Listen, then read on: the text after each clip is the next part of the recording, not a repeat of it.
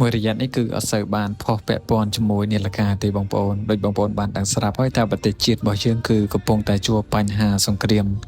ទាំងខ្ញុំទាំងបងប្អូនគឺកំពុងតែមានទុក្ខកង្វល់ជាមួយនឹងប្រជាជនខ្មែររបស់យើងដែលកំពុងតែបាទកិច្ច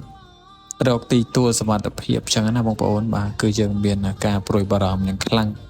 ហើយខ្ញុំក៏សង្ឃឹមថាប្រទេសជាតិរបស់យើងនឹងទទួលបានសន្តិភាពមកវិញឆាប់ៗនេះផងដែរបងប្អូនហើយដើម្បីកុំឲ្យបងដែលជាអតិថិជនរបស់នាឡិកាដៃ Sinvo គាត់តន្ទឹងចាំផ្លូវយូរអញ្ចឹងណាអញ្ចឹងខ្ញុំផុសវីដេអូមួយជូនបងទាំងអស់គ្នា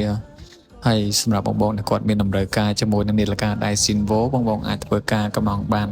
សម្រាប់នាឡិកាគឺយើងនៅតែមាននៅក្នុងស្តុកបងអាចកម្មងតាម page ក៏បានបងអាចមកដល់ទីតាំងផ្ទាល់ក៏បានដែរហើយសម្រាប់ម៉ូដនេះគឺយើងបានលេងជាមួយនឹងខ្សែគូស៊ីបាទគឺជាខ្សែលេងក្រៅអញ្ចឹងណាបងបាទមើលទៅគឺស្រស់ស្អាតម្យ៉ាងដែរបើសិនជាបងចាប់អារម្មណ៍គឺអាចកម្មងបាន